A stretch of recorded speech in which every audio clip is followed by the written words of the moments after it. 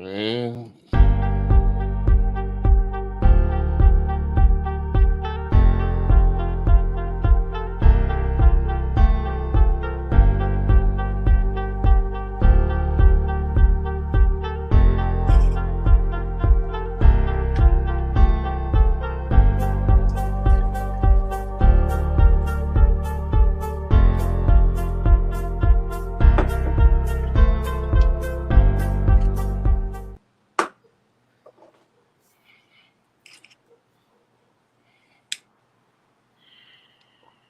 All right, peace to the family. You're tuned in for another episode of We're Talking Real Estate. So let's go ahead and get started. Let me find my banners here. Barry B, you want to go ahead and kick it off? Yeah, this is Barry B. If you're looking to buy, sell, or invest in real estate in Houston and surrounding areas, you go to homesbybarryb.com. You can call me at 832-786-1270. Or you can go Google Homes by Barry B. I'm on all social platforms. Give me a call, email, or message, and let's talk about those goals for 2024. Gotcha. All right, Hyman, I got you queued up. You got the Mansa Academy queued up, though. Excuse me. There we go. Hey, how you doing? My name is Hyman with H&L Premier Realty, here to help you with your real estate needs, whether it be buy, sell, or invest. Feel free to reach out to me. You can reach me at hnlpremierrealty.com or at the phone number 832-235-0985. Gotcha. All right, so I got myself queued up.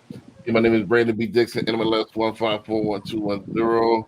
Again, at Billionaire Loan, also on all social media, especially YouTube. Go ahead and like, subscribe, and share, please. Tell a friend if you like our content. So also you can go ahead and book me for a consultation or apply for a mortgage. Go to www.applywithb.com. Also, you can call me anytime, 832-775-8357. And you can book me to be a luxury agent or agent if you want me to sell your property, or if you want to buy a property, or if you want to invest. Go to www.brandonbdixon.com. You can go there. Also, don't forget, if you want to join our investment club, it's www.cocinvestmentclub.com. So you can go there and get started. Let's go ahead and get started with today's topic. We're not going to waste any time. Oh, I got a seminar coming out later on in the second quarter. I'm going to announce that here probably next week. So once we iron down some dates. So let's go ahead and get started and not waste any time. We got some bids that we're going to react to. I wish Patrick was there because a couple of them on some tax stuff. So, some good tax stuff. So we're going to see what we're going to do. But let's start this one off with a housing bid, and then we'll go from there. So my boy Freddie Smith, man, Freddie Smith always brings some heat. So let's start off with Freddie Smith is the millennial guy, the zillennial guy. So this guy here. Should you buy a $400,000 home if you make $100,000 in salary? You want to be able to afford your payment, but you don't want to be house poor. $400,000 home, let's say you put down 3% plus closing costs, it's going to be $25,000 cash up front out of pocket. Let's say you get a 7% interest rate. It's going to put your principal and interest payment around $2,600 a month, and then another $700 a month in taxes and insurances. So let's say $3,300 out the door for this home. Now, how they're going to qualify you, let's say you make $100,000 as a W-2 employee as a salary, and that's gross income. They're typically going to use about 40% of your income to qualify you with debt to income, which gives you a $40,000 allowance divided by 12 months, gives you $3,333. So you barely qualify, but you do it if you have no debt. Now, if you have a $500 car payment and $500 student loans, that $1,000 comes off and you can actually only afford $2,333 in the eyes of the lender, so you wouldn't qualify. But for this example, let's say you don't have any debt, but let's look at your real money here, your take home. $100,000 salary is probably $70K after taxes and everything. So that's about $5,800 a month in net pay. So this $3,300 payment without utilities or anything, yes, you can qualify on paper, but that's 57% of your take-home pay. So these are the kind of numbers that you want to break down when you're thinking about buying a house, because you want to comfortably afford the payment and you don't want to be house poor. Should you buy a $400,000? So I'll go ahead and start it off because react first on this. I agree with the premise, but that's the thing about with these influencers, the numbers are flawed. You know, you got up to 50%, not 40% with DTI. So what you want to do is, take your annual divided by 12 and divide it by 2, and that's what you need all in, including the new note. All your bills, including the new note, is 50%. So that's how that works. Now, if you want to take it and say, all right, add another 10% to set aside, and then you want to decide if your house poor. From there, I would definitely agree with them. A lot of people max themselves out. If you're making $10,000 a month, 5,000 that is your 50% DTI. So that's supposed to be your bills, including the new note. So some people making 120,000, they want to get these 500, 600,000, 700,000 houses. That's not enough income in my eyes. Even though on paper you could afford it, you're really going to be house poor. I would say keep it to almost like a credit card. Keep it to 25, 30% max utilization. And that's even high. You really want to keep it to around 10, below your means. So a lot of people are house poor. Like the note is primarily 50% of their income. More than 50% of their income is going towards the house note. And it's not including utilities. So I like the premise, but I think his numbers are flawed. But I definitely agree with the message. I'll open that up. I'll open the floor.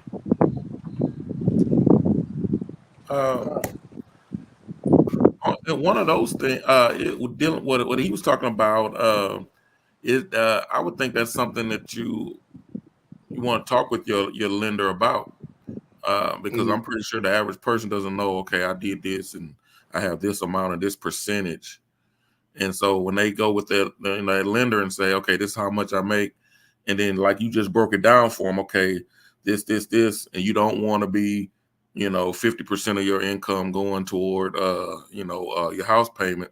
So let's try to get it to this amount. I think that's something that you would have to, somebody would talk with their lender about. They don't listen on that part. Yeah, they you know what I mean? Because some people say, or some I've seen somewhere they say, you want to get the note where you want it. Now, where you want it and where it should be, probably two different things. Exactly. Most people gonna go max it out. Yeah, they're gonna go to the max. Yeah, go to where it hurts. Mm-hmm. And they'll stretch their stuff out. They'll stretch themselves out for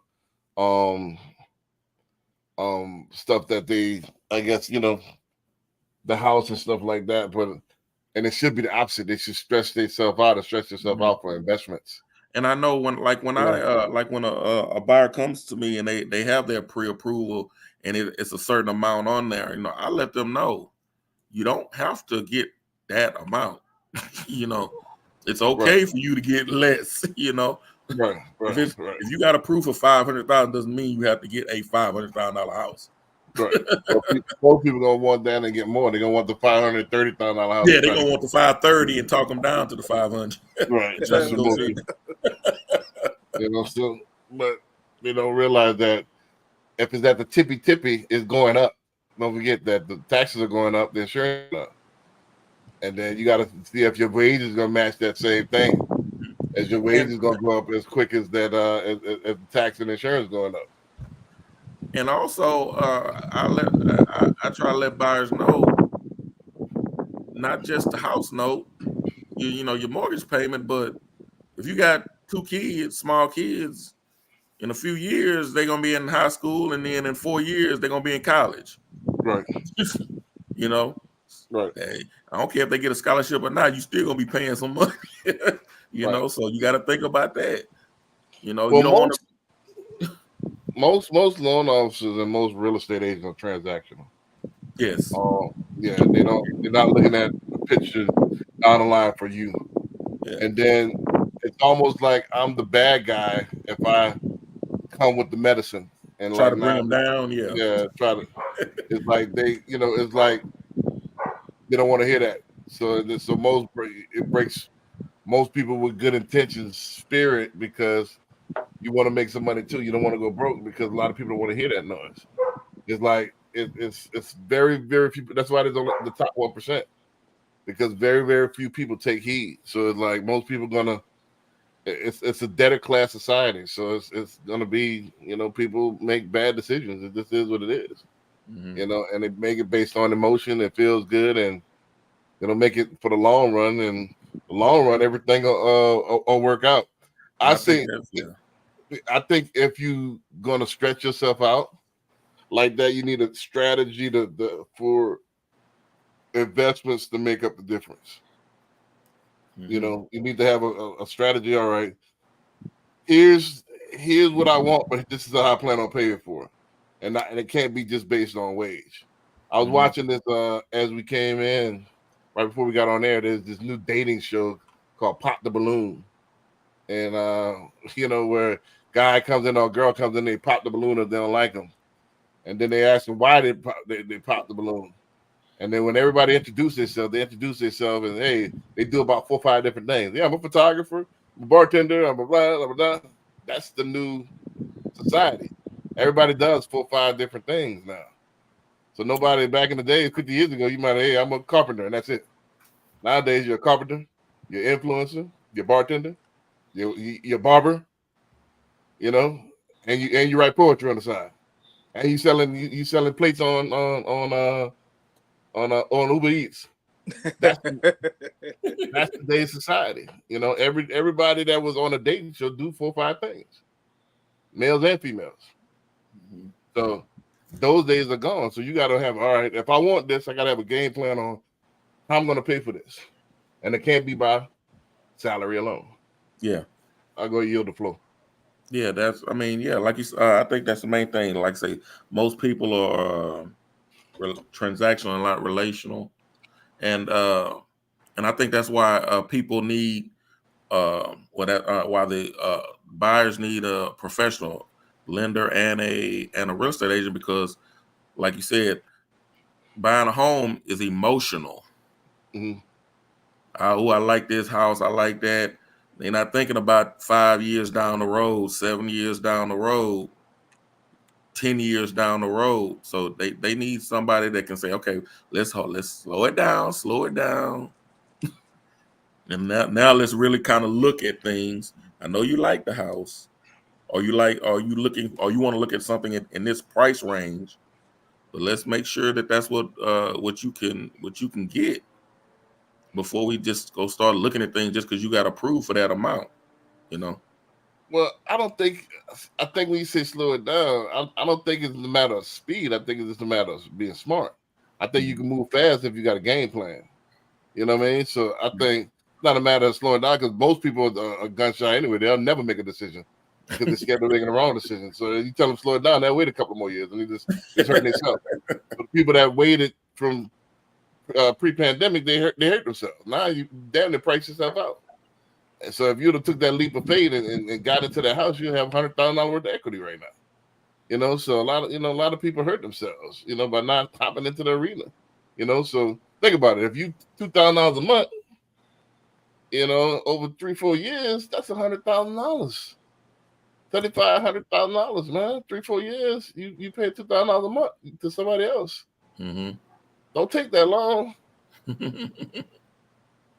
That's money that if you put into your own house, that's money that's growing under your last name. That's not going anywhere. So, I mean, I wouldn't say pump the brakes. I think some people too pump the brakes too much. Well, I'm gonna just go ahead and rent another year. All right, how does that make sense? Well, I didn't mean like pump. I meant like pump the brakes on. Okay, you want to buy a house, but let's look at this 375 instead of this 400, because we know. Yeah, well, that's our problem. We want because we we want know the Hall off the jump. that We want the that Taj that Mahal. car that you don't have debt in is already 20 years old, and so we know in a year or two you're gonna need a new car. Well, You know, this that's is the why they thing. debt. That's why they can afford. Or that's why they qualify for the $500,000 house because they debt is low. But you driving around in a 1990 car that you probably gonna need a new car in a little while, or your kids getting ready to go to college, or I mean, Well, let's something get all like the that. way. And Hyman should know he worked with investors. Those people in the $1 million houses don't pay for the house; they live free. Let's keep it all the way 100. Most people don't. They have are middle class or upper middle class. They just make Oh, but I mean, I investments. wasn't talking about the $1 million house. That's a different level No, no, of no, buyer right there. no. I'm going there. I'm going there. Oh, okay. People that could afford a $1 million house have made smart investments. That not all of them are millionaires. They might be a millionaire worth worth of real estate. They don't. A lot of them don't make $1 million a year. So they just make smart investments. Your investments and that cash flow could pay for your living. Let's keep it all the way 100. You got to make investments as far as smart investments that's going to pay for your liabilities. That's just what it is. Every successful person I know that lives in $1 million plus house, they have not only that $10,000 they have a month. I'm just going off that number that I used earlier, but they have another $5,000 in cash flow they got from investments, and that pays for that $5,000-$6,000 house note that they're about to get. Oh man. So what was interesting about the video about the 500,000? I would have attacked it from this perspective. Okay, you get approved for 500 grand. Instead of me saying, why don't we just go down a little bit because you don't have to be house poor, I would have took the approach of let's see what the $500,000 house has to offer versus a 450 or 475 or 435. When you get into that price point, there's not very many differences in them. Not very many different. So if what you want that's in the $500,000, if it's in the 435, let's go get the 435 and just make sense, right? You don't have to tell them where you don't want to be house poor. You just say, well, which one offers you if the 500 and this one offer you the same thing, they automatically gonna take the cheaper one because they give you the same thing. And at that price point, they pretty much all have the same thing. Only thing that may be different will be years. I mean, the age of it, the age of the roof. I mean, the amenities that's in there, the layout. Nah. A lot of it dip off once you get the. I don't know the exact price point, but there's a big difference between the 375 house and the $500,000 house. But I said I prefaced it by saying 435. I knew once you get into the fours, there's no big difference between fours and fives. There's a big difference between threes to fives. Way big, right? Right. Square footage, and you're looking at square footage, outdoor living, and pools. When you get to that 4 to 5, that's if it does not have those three things, it's an automatic. Okay, you coming back down. You don't have what it offers. Well, to add that, don't forget that if you're taking $65,000 difference, you divide that by 30 years. So that's only a few $100s a month. We're talking about a couple of thousands. So we're talking about the jump from the threes to the bottom of the five. So a lot of people that's tickling five probably need to be in the threes. Like, say, for example, when I got my house, I could have been in the threes, but I chose to be in the one. And why I chose to be in the ones is because it's affordability. And then let's all the way keep it all the way 100. Who are we trying to impress? You got to look at who we trying to impress. Like, I'm stretching myself out for who. And I like what you said as far as what am I losing? Yeah, this one might be a nicer trim, nicer fixtures and stuff like that. But who am I trying to impress? You're trying when you come home, you want to feel good when you come home. That's what. Either way, I'm gonna feel good. You're not trying to impress nobody. Right. Either way, you're gonna feel good. It's a matter of would you rather feel good? And back to to the amenities, especially like the yard and landscaping. I think that a lot of that, like that backyard, the pool, if it has a pool, and that outside area, I think a lot of differences in that. Yeah, because you want somewhere, like you say, when you come home, you can stretch out or do whatever, you know. So for the example of the video though, B, he asked was if you make $100,000, is $500,000 out of your price point, right? If he makes 100 grand, that person is not looking in threes in a 300,000. That person is looking at 450 to 500. That's just reasonably saying. But if a $500,000 home and a 435 to 450 offers the same thing, you give them and say, well, these things offer the same. You get a cheaper payment here. You go this route. Let's take a look at them. You know, That's all it is. Yeah. Right. But my thing is, I get you, but that 435 and 500 is real close. You know, as far as let's just look at payment, raw payment. If you look at the difference on that, 65 grand divided by 360, it's about $180 difference a month. So you're looking at $200 difference a month. You know, but if you're talking, you know, $150,000 difference, that's $500. So now you're getting that's a little bit more significant. So you got to realize, you know, that $500, that's the car note right there, you know, on the low end, you know. So you got to ask yourself, like, hey, and don't forget those taxes could fluctuate. You know, the taxes could go up a couple $100. The insurance could go up a couple $100. Yeah, I was gonna say, and homeowners insurance. Yeah, so all that could go up. So I think a lot of people they don't think about that. Yeah, I took the video. A lot of people get into it, and they at the tippy top of their budget, and they don't, which is fine. I don't. If you're going to do that, then you need to have a game plan on how I'm going to pay for it, and you need to have investment strategy in mind on how can I even this out. You know, so and that's what a lot of people don't plan to have. They try to do it under their salary, and that's when you fall off. You know, that's when you become house poor. Now, if I have, all right, I'm gonna follow this up, and I'm about to get 2 investment properties that cash flow the exact same amount. You know, so instead of taking the down payment and putting 20% down, I'm gonna put the minimum down, and I'm gonna take the other money and invest in get 2 quick investment properties that I'm gonna renovate. Boom. And now 6 months from now, I got 2 buy and holds. That's cash flow this thing. That makes sense. Within a year, all right. Now I got two properties that pays for this property. That makes sense. You know, so that's how I would do it. Let's go to the next one real quick. This one I wish Patrick was in on, but this is more of a tax thing. So I'm gonna go ahead and go there though. They say everything is in a trust. The Rockefeller has a trust, but it's always families at that too. It's always families. So remember that you cannot hand down wealth through individuals. It has to be a family. So the trust was not just making sense for me, and then I started looking at it from the business aspect, and that's when I started getting remedy in the public and in the private. You know, just making sure that your name is a business. You know, I made my name an LLC, and when I was learning these things, I was actually going through a court case. I learned it from like some people in the industry, like back in the day, that there were singers, and they said make your name an LLC. I didn't understand it at first, but then I learned how to start owning nothing and controlling everything. You work for the name, so you got to learn how to make the name work for you.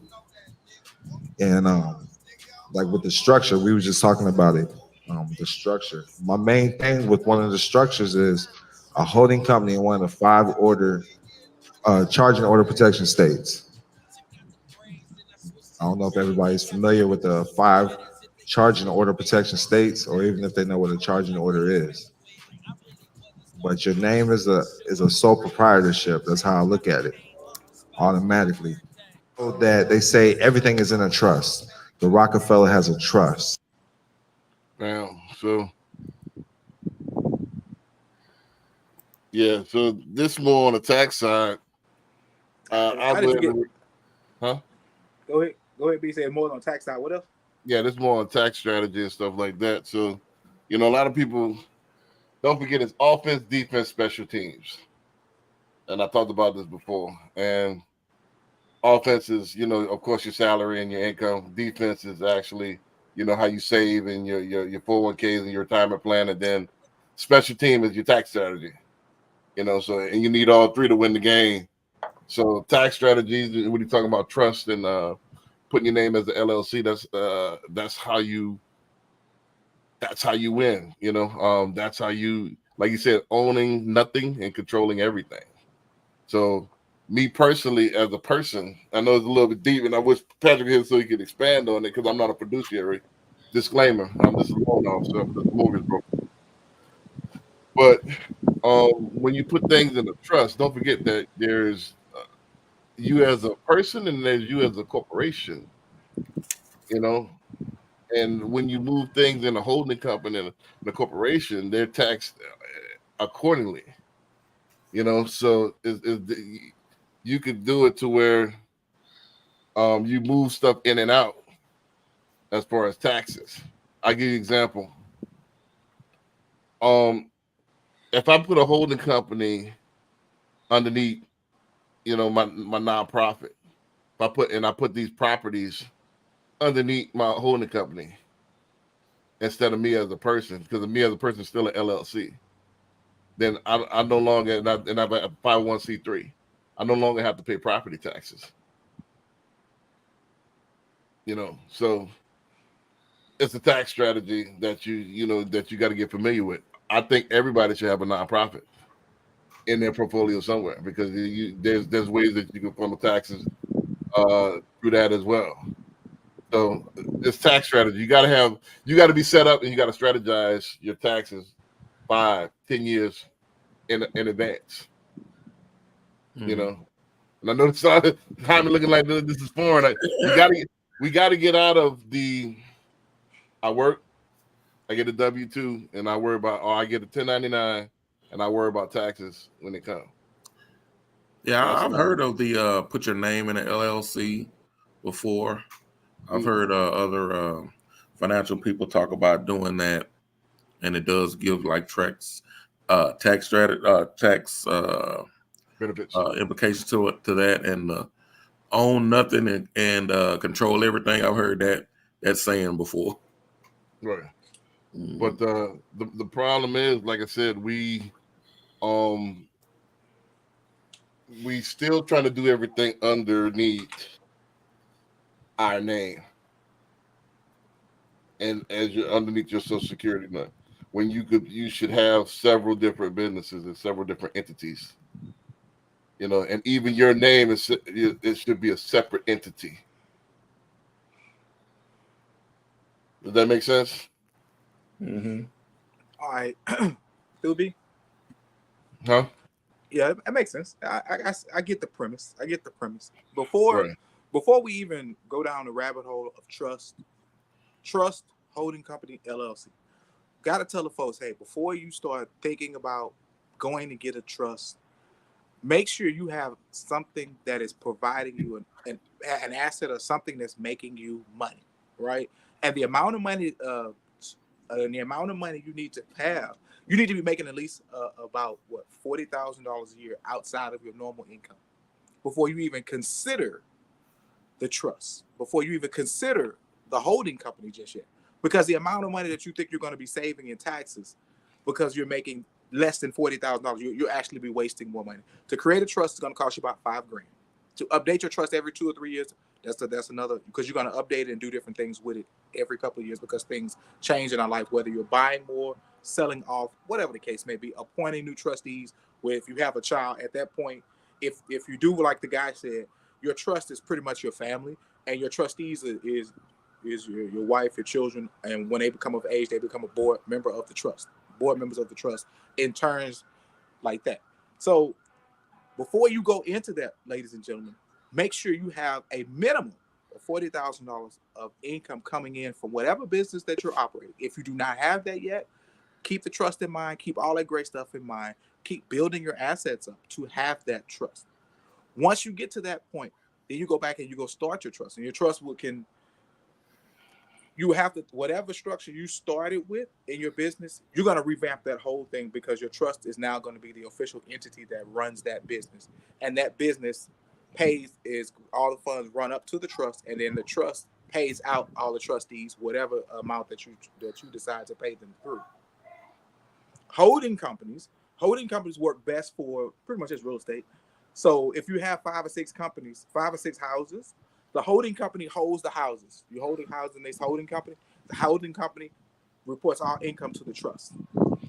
Once again, having a holding company is another expense that you have to still. You pay taxes, but you pay a lesser percentage of taxes on the holding company as you would as your W-2.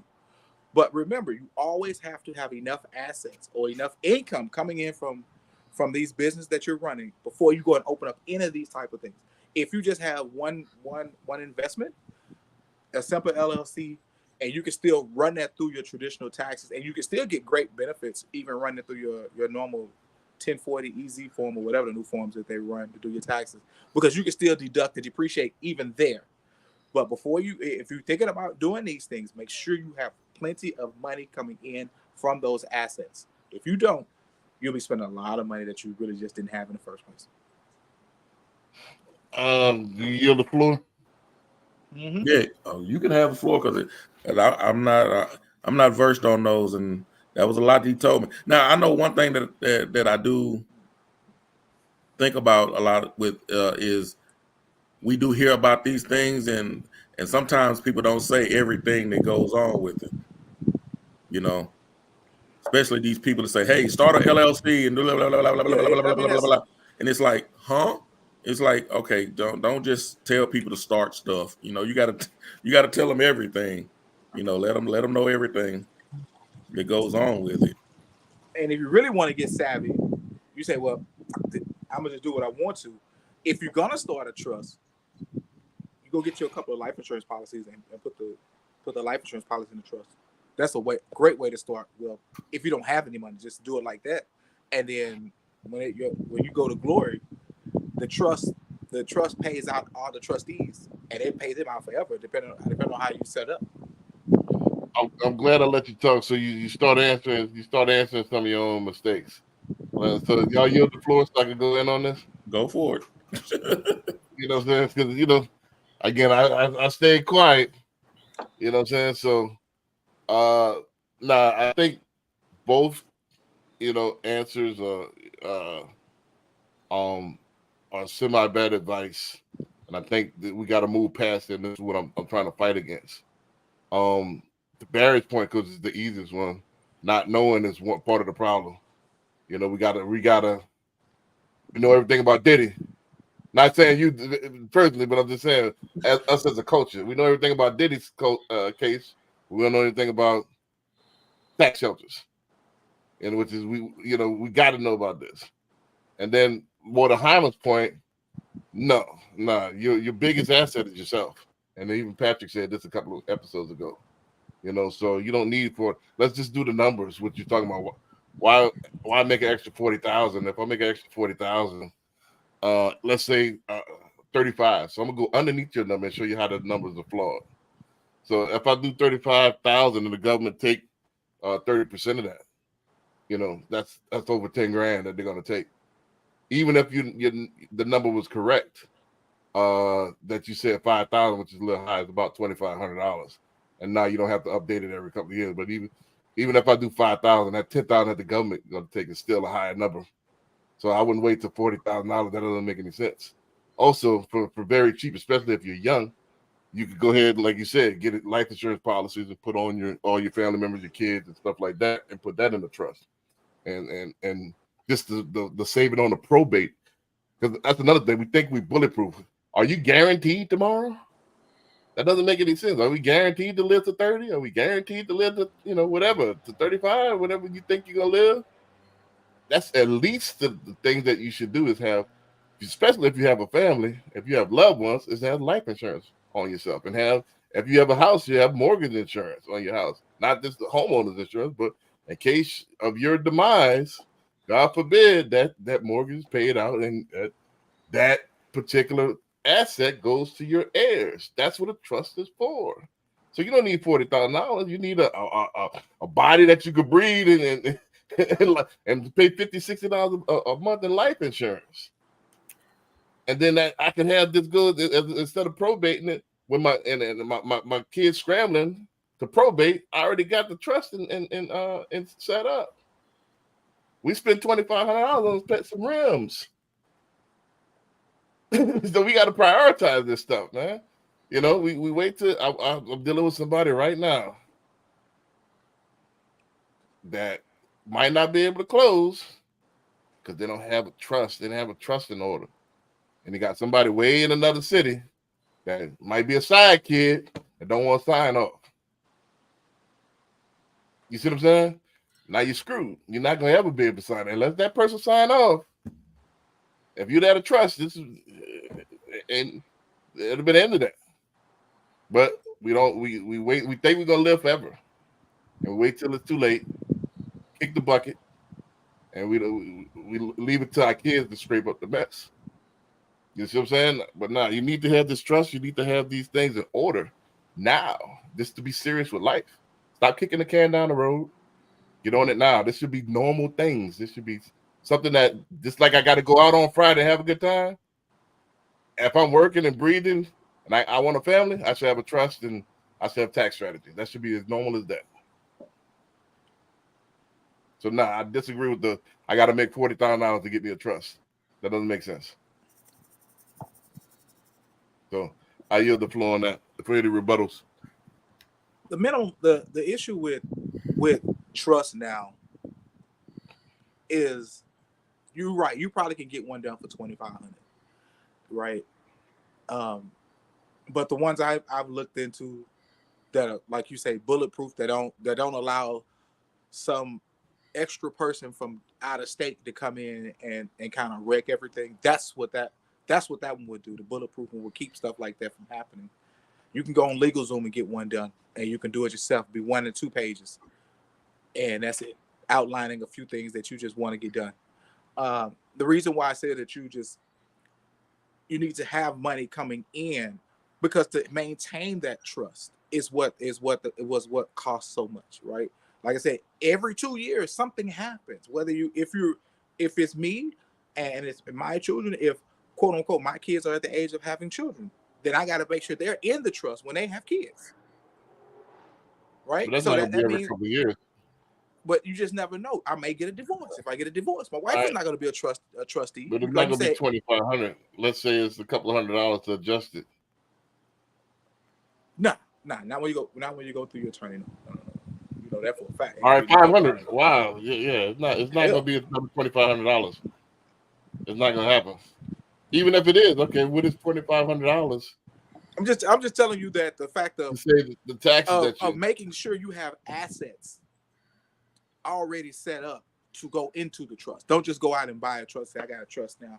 My kids is covered. Everybody's covered, and you don't have any assets that's sustainable over the next 3 to 5 years. Who? You yourself is not an asset? I don't disagree about having a life insurance policy as a trust. You're not. And here's the thing: you got to have more than one. Right? Because let me break it down.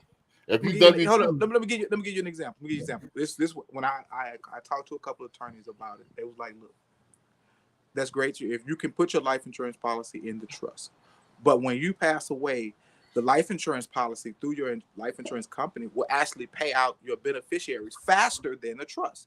The beneficiaries can get paid out in less than 2 or 3 weeks after the passing and all that good stuff. But if it's in the trust still has to go through the necessary protocols to issue out the funds in the manner that you choose. So you have one policy that's made for the trust to allow for the generational wealth. You have another policy that is just a regular policy. In case something happens, money gets paid out quicker through just the life insurance policy holder to your beneficiaries versus going through a trust. Yeah, extra week in retrospect is nothing. You just never know what goes on at that time when it's time to do that. You could say an extra week. Cool. Whatever you say, you think it may be. But like I said, when the attorney... I don't think that's true 100%. You don't think 100%? Yeah, no, I don't think that's true to 100% where it takes that much longer as far as time to go through the trust, especially with nowadays how how things are working. I think it's synonymous. The payout synonymous. In fact, it might actually be a little bit quicker. To go through your trust as opposed to, just relying on especially if you're talking multi policies, which you should have. I think you should have. And I said this since I've been on air. My first or second podcast, we talked about you should have, if you want to start a family, you, your wife, your kids, your mama, your daddy, her mama, her daddy, y'all should all have policies on. Because one thing for sure, two things for certain, they're gonna kick off. And and that all needs to be inside of that trust. So that's multi-million-dollars right there that I'm only paying a couple $100 a month for. And so take those subscriptions, take those net. By the time you add that up, Netflix, Hulu, all that add up, and that could be your life insurance. For your whole family. Very true. Very true. Yeah. So, and that's what we need, and that's why other communities have gotten filthy rich. Very true. Because that's 100%. It's not a matter of if, it's a matter of when. I never seen anybody that never was immortal. So that's the one thing that's gonna for sure happen. That's very true. Very true. So that money's gonna get as long as you're paying, that has a benefit to it. So and then you could, grandma passed away, boom. That goes, grandpa passed away, boom. And it reverses. Instead of them leaving, but we got to scramble to get the arrangement together. It's already set up, and the arrangement paid for, and we get our benefits. And so on and so forth. That's how it goes. At least on that end, and then that way you could dump it to other businesses and stuff like that. Let's go to this next one. I don't want to dwell on this too long, but I think my final word on this is that we got to take this serious. Like, we got to really get into this stuff. And I know it's boring. I know it's not like sexy, but this should be common. This should be like breathing. Hey, I'd like to buy a house. Fantastic. And how many homes do you already own? None. So you're looking for a starter home? That's right. In 2024? Yes. Well, that's just peachy. May I suggest a tree house? What? No, I want an actual house. And I want to learn how to backflip, but with my bad knees, I don't think that's happening either. That's ridiculous. But it hit the market when it was cheap in 2008. In 2008, I was in 9th grade. And instead of wasting your time reading The Kite Runner, maybe you should have been grinding. Oh, yeah. Silly me. No one to blame but yourself. Okay, so you're telling me you think it's totally fine that the average person can't afford a home anymore? I mean, it's fine with me. I bought my house for a nickel back in 1983. Of course you did. But enough about that. Let's see what we can do to get you a new home. Great. Thank you. The first option would be to liquidate your current assets, like trusts, stocks, yachts. I don't have any of that stuff. Okay, I'll just put 2 poor. What? No, I'm the not. The next thing you could do is move to a more affordable area. I hear West Virginia is lovely. I can't move. My job is here. Okay, well then have you considered selling your organs and or bone marrow? I'm not doing that. Well then I don't know what you expect. Son of a this is absurd. If I can't afford a house, what am I supposed to do? Just keep doing what you're doing. Which is? Renting and paying for somebody else's house. Hey, I'd like to buy a house. Fantastic. Yeah. A little satire, man. So this is what it comes to in 2024. You gotta, sell your organs and bone marrow to afford a house, or get a tree house. Unless you go every month. Yeah, or get a tree house. So is this what it comes to? I mean, I think they not too far off, man. The way they're setting up, it's gonna be more and more.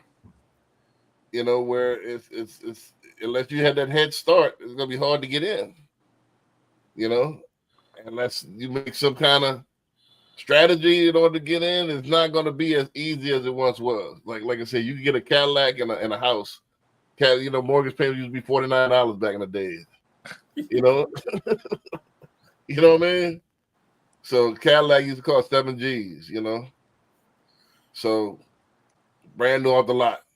So I mean, those days is gone. Like, so it's getting to where it's out of hand. And the problem is, it's cool if the wages were rising, and people are. It's just in different avenues. We just got to think different. People are making money even easier. You can start your TikTok and make you $1 million. I was watching something last night. This girl made $300,000 a month, off OnlyFans. So this is That's one of the oldest professions. That's Well, not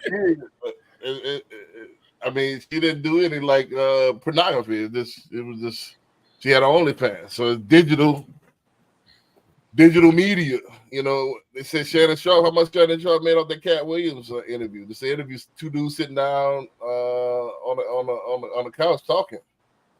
You couldn't do that before. They didn't have the technology to do that. So you can make money in different ways. I think you got to just open up your mind and embrace what our dad did, what our grandpa did is dead. Where he worked and clocked in, clock out, and go home and eat dinner and go on do something on the weekend. That's gone. It's clock in, clock out. Maybe clock in, clock out one more time before that's gone. Then I go do social media for an hour live, and then boom on the weekends do plates. And then do ride sharing. When that's gone, that's what this is now. I know it's funny, man. So that was funny, right. That was funny. Affordable housing. If we're gonna talk, are we just trying to talk about affordable housing again, or just trying to figure out how to earn more money? I would say, however you will react to the video, I took it as that. I think it's come to a time where it's getting it's gonna become the norm where hey, the rich or you poor, and that's how was his attitude. Oh, you poor, you want to do? You might should have been out there grinding when you was 8 instead of trying to learn how to read. Yeah. I think that's time, but I think the way because look at what we talked about a couple of weeks ago. People are buying apartments are going up is luxury. Houses are going up is luxury. So it's for people that's already got it. They're not really doing. I think you even said there is no market for affordable housing. Nah, they've been trying to attack that for the past damn near 10 to 15 years now. Affordable housing, right. since the housing crash in 2008, they've been trying to attack that. And so it's gonna be either one or two things: either you got it or you don't. Pretty much. And that was a satire on that premise. Like, all right, you broke up. I don't even want your business. Like, what we're gonna do then? Yeah, what we gonna do? You gonna sell some mortgage? You ain't got a trust? Oh.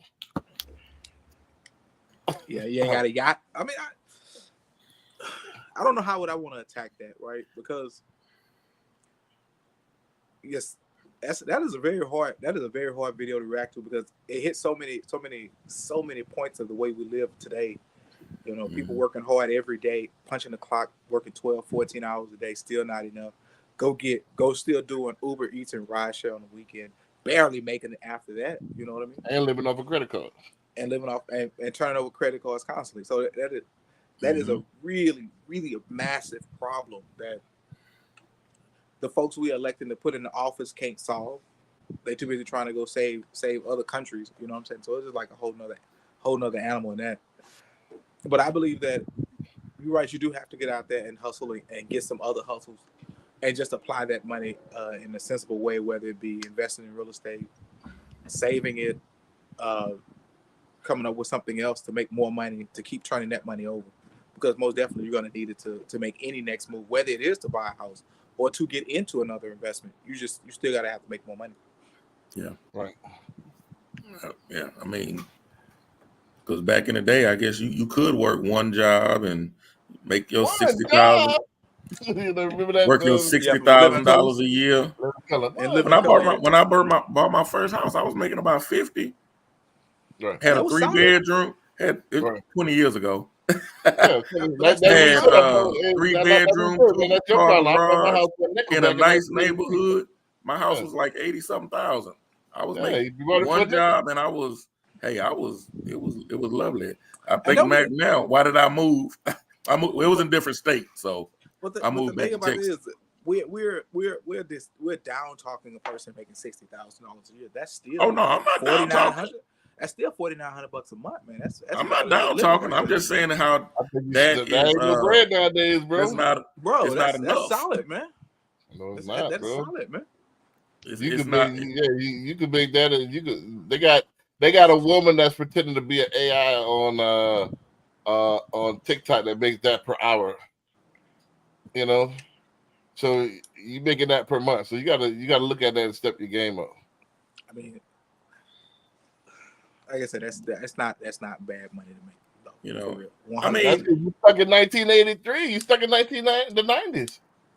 All right, let's early take 2000s. Barry. Early You 2000s. said Barry. You said you bought your house for 50,000. You was a teacher back then, right? No, I said I was making 50. I didn't say I bought the house for 50. No. But when you bought your house, you was a teacher, right? You're a teacher by trade. No. I was working in I was a design drafter engineer. All right, so design draft engineer. Yeah. And how much would you say that same position makes now? You were making 50 back then. How much do they make now? Oh, you know what? That's a good question. 20 years later, I would hope they. I mean, I would hope they're making at least 70. Nah, 80. all right. They making All way right, more cool. than that. Let's I think leave they had it down. 100. Check this. Let's 20 leave it down. years. Hold on. Let's leave it down. Uh-huh. So 20 years, they're making $20,000 more. However, that same $80,000 house is $250 now. And it quadruple. However, they only went half. You know what I'm saying? As far as the wages, that's the problem. So you could do either one or two things. You could cry about it or do something about it. All right. So the wage is not going anywhere. So that one job not going to cover everything like it used to do back in the 90s and the 80s and the 70s. Mm-hmm. So now they got other stuff that's available for you to make income that's quick and easy. Ride sharing, catering, Uber Eats, food trucks that you get. You can buy a food truck for 16 grand. You get your investment property. You know what I'm saying? There's all kind of ways to make money. So you can either adapt or die. It's not going back. I don't think it's ever going back to where it was. Oh no, it's never gonna go back. Right. I don't think it's ever going back to where the wages, a man can live off of one wage that's middle class. You either high end where you got a high income job where you went to school for it as a STEM, science, technology, engineering, math, something to that effect. Draft engineer. That's what that is. Right. But even that's, like I said, this depends. There's hierarchy, there's levels. So, a lot of people go into tech, like I said, Silicon Valley, San Francisco, you making, I'm looking at them, they're making $150,000, $200,000 a year off the top. So it's just the profession. If you go one of those professions, the country's changed. Let's just cut to the chase. The country's changed. And you're gonna have to have more than one thing. Unless you just plan on renting. And I think what is Real Player One, or what was that movie? It's slipping my mind now. Where your boy was the president, but it was about the future. I think that's coming to fruition, where all they did was they worked from home remote, and that's all they could do. That's all they could afford. And sit in front of these computers and watch TV all day, watch TikTok all day, and work. And they had to do. It was basically used as energy. So, and it was just constantly. You just stuck. You basically like the Matrix. You just stuck in a little loop. So you're gonna have to do something to bust out that loop. That's just it. It is what it is. I got one more on that line. Let's go. Let me run this one right fast, and I got one more after this, and then we can roll out. I'm just a little confused about what I'm supposed to be doing. You make sure people pay enough in taxes. So I just tell them how much to give us? Oh, God, no. I mean, we know exactly how much they should pay, but it's a lot more fun to watch them try to figure it out for themselves. Well, I guess I'm just a little confused of what exactly we're focusing on. I don't follow. Well, like take this guy, for example. He made $10 million last year and only paid $5 in taxes. So you told me to skip him. And that's a problem? Well, it just seems like a lot of money we're missing out on. Oh, don't worry. We make it up in other ways. Other ways? Yeah, like we just started buckling down on taxing those tips given to those minimum wage servers. So we care more about the $100 that the average American's not paying than we do the millions of dollars that rich people aren't paying? Now you're getting it. Well, it just feels like it should be the other way around. It's easy to tax regular people. And that all seems fine. Oh my God, I forgot fines. What? We make loads of money off fines. What do you mean? Like when some people can't afford to pay their taxes, we charge them more money for not paying. So then what are we even using this tax money for anyway? Oh, tons of things. Roads, military, schools, military, general infrastructure stuff, lack of health care. I know I'm new here, but I'm just a little confused about what I'm supposed to be. Right. So that's one to the taxes that we talked about earlier. You know, I like the way they put stuff because they put it to where you got no choice but to look at it and laugh and then really, really see what's going on. You know, so but yeah, they figured it out, man. Millionaires don't pay taxes. Oh, we knew that. Who didn't know that? That's because of what I had last segment. They had There tax go. strategy. Yeah, like you said, you underpaid by $200. They come after you and want to They garnish fine you. wages, but the man making millions, we gonna let him roll. It's all Right. good. So what We you can gonna send do? our money You so we can gonna send our money complain about it, or you to gonna get the Ukraine.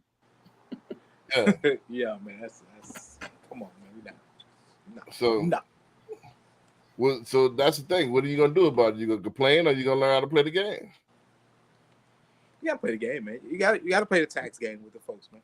Mhm. Right. 100%. You gotta play the tax game with the folks. And Yep. So I'll let you go ahead. I'm looking. They as a people, we just struggle with understanding how taxes really work as a people, right? We are so excited about getting that $6,000, $7,000, $10,000. Some people get 15. Some people get at this time of year that you're not even concerned with actually how much you're. I think Patrick said it best. Do you want to get the government a tax-free loan? I keep that in the brain. No, you don't want to get the government a tax-free loan because they've taken money from you for all year long just to give you a percentage back without even interest in it because they're not doing the same for you. But like I said, we've been struggling in that area, in that realm for so long. And and here's the thing, I don't care. I don't have a problem with millionaires not paying as much because they learn the strategy and they're just applying it. The information is there for us to do it. They got to do it. Right. But exactly. It's for everybody to do. It's for everybody to hop on board.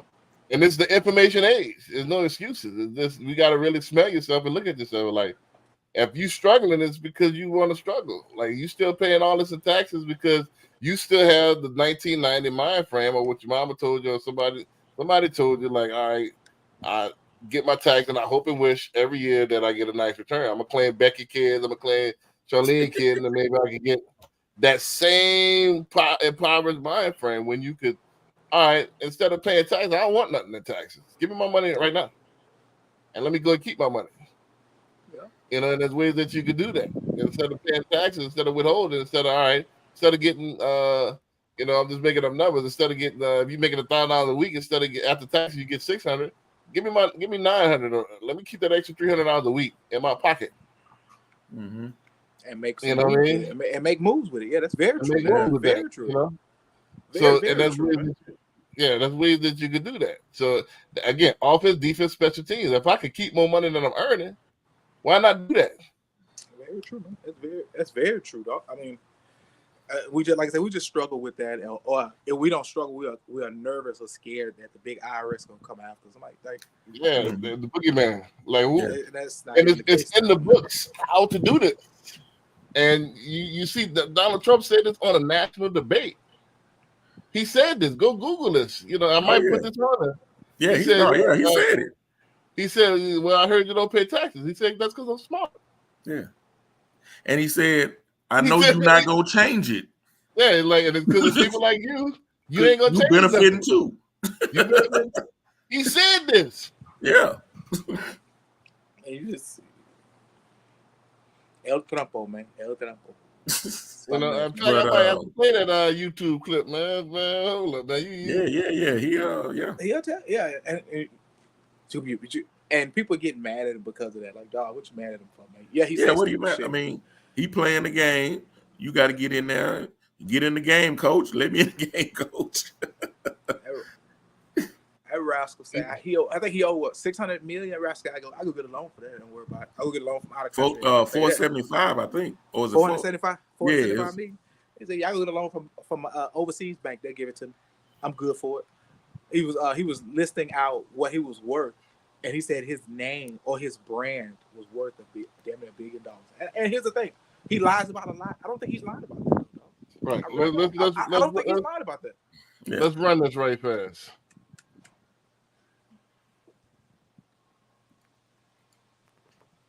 Against my lawyer's wishes, when she releases her 33,000 emails that have been deleted. As soon as she releases them, I will release my tax return. You've got to ask yourself, why won't he release his tax returns? And I think there may be a couple of reasons. First, maybe he's not as rich as he says he is. Second, maybe he's not as charitable as he claims to be. Third, we don't know all of his business dealings, but we have been told through investigative reporting that he owes about $650 million to Wall Street and foreign banks.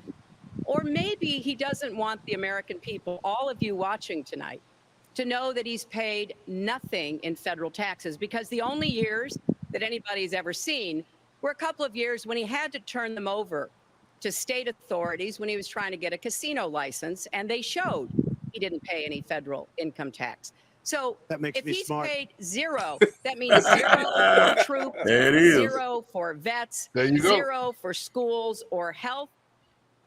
He said it himself. That makes me smart. Can you argue with him? I'm not All of them paid. I gonna- mean, Jeff Bezos don't pay taxes. Amazon pays no taxes. So why are we he ain't the paying? only one. Why are you paying? Why are you giving the government a third of your check? What makes Trump so special? He was a private citizen before. So you can do the same thing. But see, it's a more you don't pay taxes. You don't pay taxes. These rich folks don't pay taxes either. No. It's just Yeah, we gotta Yeah. wake up. You know what I'm saying? Yep. And figure out what this is, man. Like, man, get out of that mold. Like, start what we've been programmed to do. The thinking, all right, you programmed to do this. We programmed to do. Break out of that, man. Everybody getting the information's out. That's out of the bag. Let's run this last clip. that Trump something else, man. He's something else. I mean, you can't blame. I like that. You know, shit. He's telling the truth. I don't disagree with none of his strategies as far as not paying taxes. Yeah, he said that makes me smart. State in America, Texas, which was once part of Mexico. Today, it's an economic powerhouse in the United States next to California. It has a GDP of $2.4 trillion, which is almost 9% of the country's GDP, surpassing major developed countries like Canada, South Korea, Russia, Australia, and even Mexico itself, which has a GDP of $1.8 trillion. To put this into perspective, if Texas were a country, it would rank as the 8th largest economy in the world. One key factor for Texas's economic might is it has the largest oil and gas fields that have ever been discovered anywhere in the world. Texas alone accounts for a staggering 43% of the United States crude oil production and 25% of its natural gas production. Not just that, Texas alone produces 20% of the United States' electricity through wind power and solar energy. So Texas is not just a state, it's a powerhouse shaping America's future. Why Texas? Well, I just wanted to get on this about Texas because I was watching a podcast the other day, and they were talking about how Houston is the new hotspot. You know, Houston is the new Atlanta. Houston, everybody coming from New York, Philly, Georgia, California, everybody's coming to Texas. And I think this is the last. This is like the Alamo. You know what I'm saying? This is the last little stronghold before it become unaffordable. You know, we still got affordable living, still got our own economy, but don't forget that Georgia went blue. Go to the East Coast, it's all blue and it's all unaffordable. You know, California's unaffordable. Everybody making a mass exodus and coming to Texas. And then all these red states that you got, all these purple states, you got Texas, and the rest fall off. You got Louisiana, Mississippi, Alabama. It falls off. So where else you got their own sustainable economy where you can still have a decent living and still make all these nice investments, your property value gonna stay the same, besides Texas. It's the last little bit on the map before Florida's gone because of insurance. They're getting hit with too much. It's already there. Florida, you gotta have filthy rich or poor. Filthy rich or panhandle. The people in the panhandle is poor. Yeah, but they've been coming to Texas for a while now, though. But I mean, now it's like Austin has been booming. Right. Texas is the last little bit because now what are you gonna do? The cat's out of the bag. The pressure's on. Everybody moving here, which means when they move in, that means the interest rate's gonna drop. That means there'll be more competition. They're gonna compete for houses, multi-offer. They're gonna be more everybody in the same space. So now you got to step your game up even more. So we better strategize. Everybody trying to move to Texas right now. It's happening. They coming. And then couple that with them illegal immigrants. Yeah, that immigration situation is tough, man. Immigration situation. Right, and we on the border. We're a border state. Yeah, I know, man. It's tough. So we better wake up right now. Wake up. It's time. You better start hooping right now. Because, all right, where else can you run? Do like you, you go get your passport, like you always say. It's out of the country. The next step is out of the country, right? Yeah. Thailand. Because either that is going to be a step down. Yeah, Thailand, yeah. The next step is a step down. You're going to go ahead. Where you going to go? Louisiana, West Virginia, Kentucky, North Carolina, South Carolina. They were booming, but all of a sudden they're becoming blue. So people starting to move from there. They can't. You know, they were trying to develop over there, but it never hit. Too much red tape. Too much red tape. That's all it is in those other states just to make any type of business ventures, which is okay for certain situations, but not in everything that you're trying to do. So I'll let y'all go ahead and react to that. It was just not about I was just showing you the strength of Texas. But what happens when it gets overcrowded? Well, here's the thing. I don't think Texas will be overcrowded because we're the third biggest landmass in the country. Right. It's us. That's one thing that's saving us. It's a lot of space out there. It's us in California. So you have. Let's use Dallas, right? So you got Dallas, Fort Worth, Irving. What's the one? South Dallas. San Antonio. No, the Dallas Metroplex. Plano. Made up. There you go. The Dallas Metroplex is actually made of 5 cities, right? Right. It's Dallas in the middle, Fort Worth, Plano. You got Richardson out there. Richardson. So all these cities makes up the Dallas Metroplex, which is extremely big. So we're gonna get things like that here in Houston. All we have is what you have. No, Houston, we got a lot. You just have Houston, the Woodlands, and Sugar Land. Well, those are the actual cities. Right. But I mean, you can see that we're expanding out to. I mean, Sealy, Willis, Montgomery, Conroe has been booming. I saw an article where it says Conroe is one of the top places people are moving to in the state. That's the same thing I did. That's the way I was looking. But Conroe has been booming. Conroe is booming. Now the people aren't going east, but they're going west and north. Well, you go east, you run into the water. Yeah, you go into the water. You run into the water going east. Oh, and yeah, you're gonna start going to. And you run into the blue states. Don't forget that. And I mean by blue, like Hyman said, there's a lot of red tape, a lot more taxes, and a lot less. Yeah, democratically ran states really do have a lot of issue with pushing agendas forward for businesses, right? Whether you're small or large, you know what I'm saying? Right. It's just super difficult to get anything done because they're too busy worried about, are you going to do this, make this affordable? Are you going to do this for this? Like, nah, I'm here to make money. You know what I'm saying? It's the opportunity to make money. If I make money here, of course your city's going to get better because more people are going to come. You're going to be able to offer more as far as income. You know what I'm saying? When Exxon came, they had a bunch of states to pick from before they decided to put one of their headquarter bases here. Same thing with Amazon. I think Right. don't we have a couple of Tesla facilities here too? Yeah, they're building a Tesla right around where I'm at. So you come here to do that, and all that does is just make our city and our state stronger as far as economic wise. You think? You know what I mean? Yeah. Oh yeah. Oh yeah. Oh yeah. I mean, it yeah. can depend on what you are, especially oil and gas.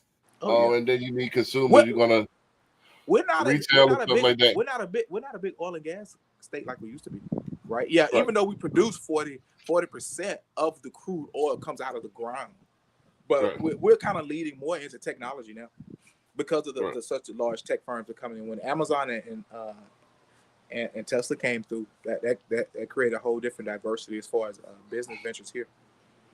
Right. I think, like I said, it depends on what you are. Let's throw some context on there. If you're into entry-level skill position, it's gonna get overcrowded. If you're in the high-paying skill jobs, yeah, now's the time. Hit in, come on in, because technology stuff like that is booming. But it's gonna get to where low-level skill jobs is gonna be overrun. It's gonna be hard to get a job because you got so many people. And then you got I know there's gonna be businesses open and stuff like that, but are there enough entrepreneurs to take that chance? Well, when you mention entry level positions, anytime a large firm comes in, right, everybody's not going to be at the top. They're going to need warehouse space. They need warehouse space. They need shelves and racks built in the warehouse space. They need forklift drivers to bring whatever material that they're trying to build or create here. So those entry level jobs can still increase when those bigger firms come in because they just need that amount of space. Is the amount of jobs going to be enough to carry the populace? Yes. I don't think so. It's like I don't think the amount of people migrating in is not enough to carry how many jobs are being created. So here's the thing. Okay, I live up north, up 45, right? So as soon as you pass the Beltway, up 45, you pass Greenspoint. If you look to your right or to your left, I think they have built in the past 3 years at least 7 miles worth of warehouses all the way up and down the feeder road that is being occupied by different services that is catering to the bigger boys that's coming in. You know what I'm saying? So because so many wealthy people are coming in, we have more boats selling boats. I'm like, damn, we ain't know what you got Lake Conroe up there, but we have more people selling boats. When you got people selling, use an example, you got people who are selling boats. You need a boat mechanic. You need boat material as far as motors and propellers and things of that nature. How to paint them, doing fiberglass work. All of those things that are here now that 5 to 7 years ago was only in select areas.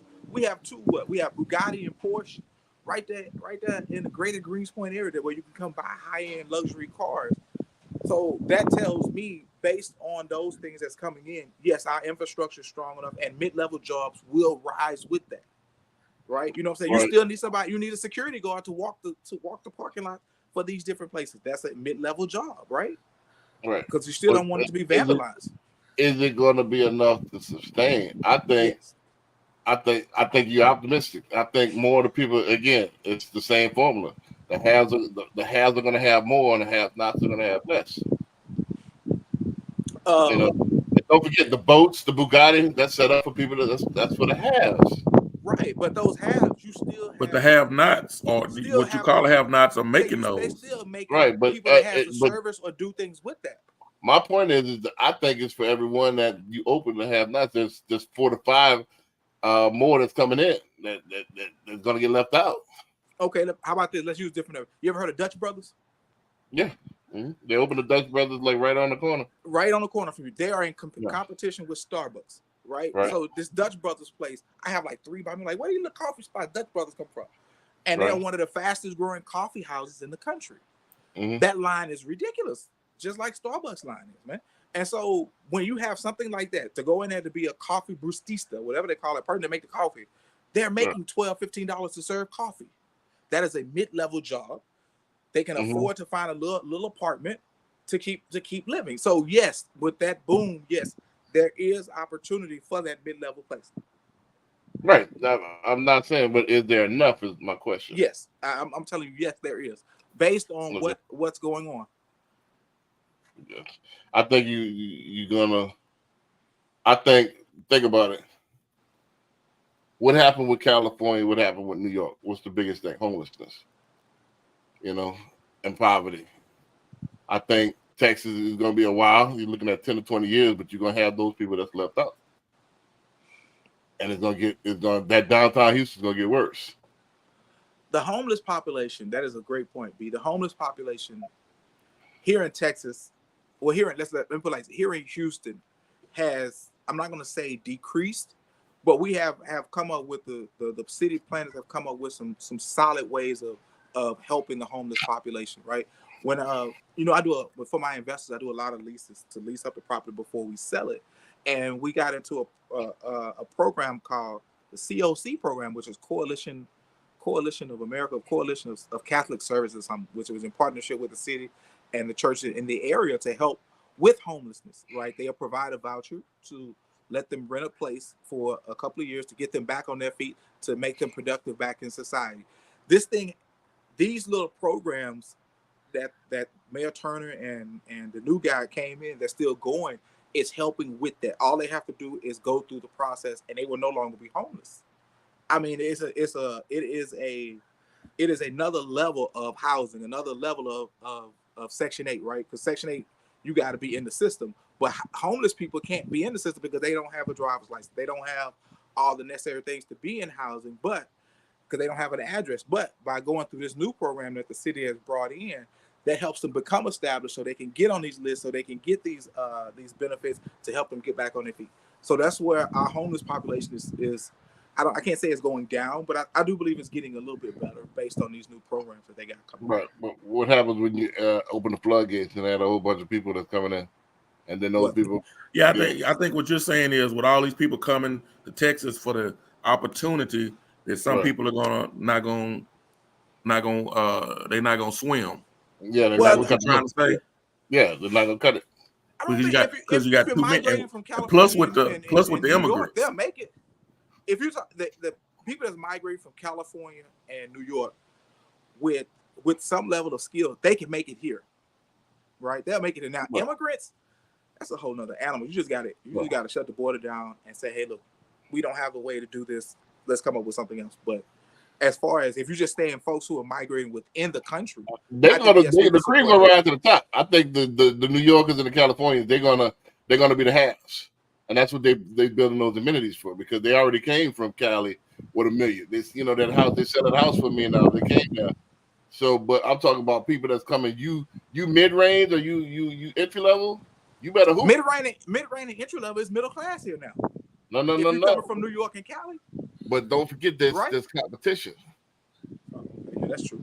There's gonna be a lot more competition. So I'm not gonna just hire anybody for a job. I'm just not gonna stick you in there for a job. You have to, you have to interview for that job. You have to stay on your P's and Q's. You're not gonna be able to walk off one job and get another job, because that's the way it's gonna go. So you gotta have and then don't forget that $12, $15 hours. Don't forget, you can't afford a house, so you're gonna need 2-3 of those things. Oh well, yeah. I mean, but if you're making $15 an hour, you shouldn't be trying to get a house. Right. So that's not enough to afford a house. So that's not enough to make a decent wage. You can't make a decent wage. $15 an hour is enough to be staying at home with mama. Right. So that's my point. Everybody not gonna make it. And if you on that mid, I'm talking to people that's on that mid cusp right now. You making less than $50,000 a year right now. You better start hooping, and you better start getting some investments in mind. And if you come up on some money, you need to put that money to where it's gonna put you some income. Invest in a food truck. Get start get with me on some dog breeding. Then you got to get into something to where it's gonna make you some money. And this is what it is. You need that. You need that activity that's gonna supplement your income. And that's what this is. That's just the way. That's the new economy. You need to ride share. You need to rent your clothes out. Whatever you need. There was a woman that made, she buy dresses and rent them out. You know what I mean? So she wear them one time, rent them out. Instead of just put them in the closet. That's smart. If she like that's her thing, luxury goods. All right, wear it one time, you take your pictures and then go ahead and rent that thing out. And make your money back on that. That's the new economy. Yeah.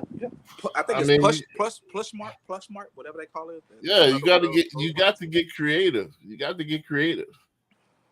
And this is what it is. This is the creative economy. This is the economy made for creators. You can sit there and talk and make millions of dollars.